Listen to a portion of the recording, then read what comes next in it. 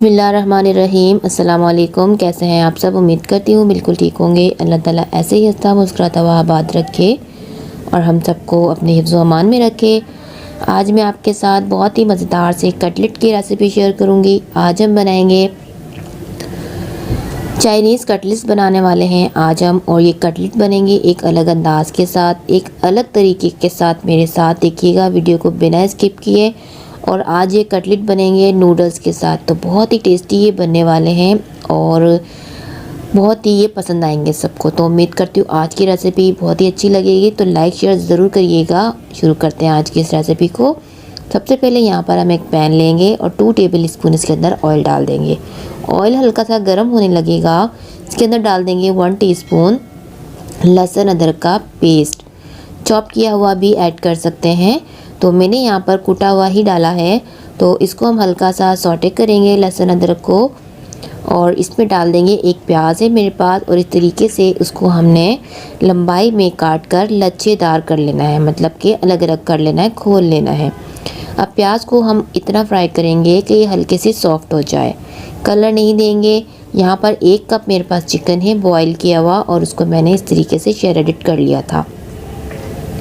इसको प्याज के साथ डालकर इसको भी हम फ्राई कर लेंगे अच्छी तरह से, और ये काम हम करेंगे हाई फ्लेम पर, क्योंकि जल्दी जल्दी झटपट से बनाना है इसको हमने, और हाई फ्लेम पर ये काम करना है। अब इसके अंदर जाएंगे वेजिटेबल्स। यहाँ मेरे पास 1 कप गाजर है ग्रेट किया हुआ, 1 कप मेरे पास बंद गोभी है ग्रेट की हुई, और 1 मेरे पास शिमला मिर्चें इस तरीके से स्ट्रिप्स में कटी हुई।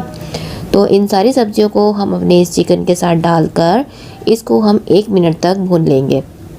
हाई फ्लेम पर ही भूनेंगे हम इसको, क्योंकि सब्जियां हैं, पानी छोड़ देंगे अपना। अगर हमने फ्लेम को इसका कम किया तो यहाँ पर ये देखिए इसको मिक्स कर लिया और ये अच्छे से भुन चुकी है। अब इसके अंदर जाएंगे स्पाइसेस इसमें जाएंगे बहुत कम। 1 टीस्पून डाल दिया है इसमें मैंने सफ़ेद मिर्च का पाउडर, और 1 टीस्पून ही डाल दिया है मैंने काली मिर्च कुटी हुई ऐड करी है, और 1 टीस्पून में इसमें डाल रही हूँ नमक, और 1 टीस्पून ही मैं यहाँ पर डालूँगी चाइनीज़ सॉल्ट। ऑप्शनल है, चाहे तो डालिए और नहीं है तो स्किप कर सकते हैं। बस ये है कि चाइनीज़ सॉल्ट का टेस्ट जो आता है बहुत ही अच्छा सा आ जाता है। इन सबको मिक्स कर लिया था। अब 1 टेबल स्पून इसके अंदर हमने डाल दिया है सोया सॉस, और 1 टेबल स्पून इसमें हम डाल देंगे चिली सॉस। अब इन सबको भी मिक्स कर लेंगे। झटपट से ये तैयार हो जाता है, फटाफट से बनने वाली सी ये रेसिपी है, लेकिन टेस्ट में बहुत ही आला बनती है। तो यहाँ पर मिक्स कर लिया हमने सारे मसालों को। ये मेरे पास 1 पैकेट नूडल्स है, इसको मैंने सिंपली पानी के अंदर बॉईल कर लिया था, और पानी निकाल कर इसको मैं इसके अंदर ऐड करूँगी। अब इसको ऐड कर इसको हम मिक्स करेंगे। सिर्फ मिक्स करना है, कुक नहीं करना, क्योंकि ऑलरेडी सारी चीज़ें इसमें कुक गई हैं।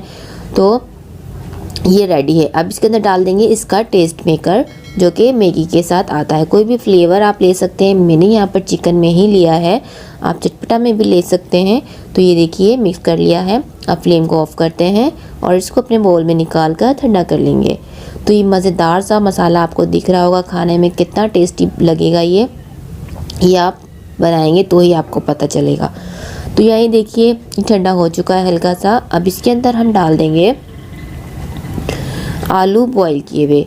आलू भी ऑप्शनल है, चाहे तो डाल सकते हैं वरना स्किप कर सकते हैं। 2 आलू थे, उनको मैंने मैश कर लिया है। अच्छे से इसको मैश करेंगे, बिल्कुल भी उसमें गुठलियाँ नहीं होनी चाहिए। तो इसको मिक्स कर लेते हैं इसके साथ। तो चाहे तो आपकी मर्ज़ी है, आलू डाल सकते हैं। आलू यहाँ पर बाइंडिंग का भी काम करेंगे और टेस्ट भी इनका बहुत अच्छा सा आएगा। तो इसको मिक्स करते हैं, और मिक्स करने के बाद इसको हमने शेप दे लेना है। थोड़ा थोड़ा सा हम इसको उठाएंगे, बहुत ज़्यादा बड़े कटलेट नहीं बनाऊंगी मैं यहाँ पर। और यहाँ पर आप शेप अपनी मर्ज़ी से दे सकते हैं। मैं यहाँ पर राउंड शेप बना रही हूँ, क्योंकि राउंड शेप हर कोई इजीली बना लेता है। तो मैं भी यहाँ पर राउंड शेप में ही बनाऊंगी यहाँ पर, और इसको इस तरीके से बनाकर रखते जाऊंगी।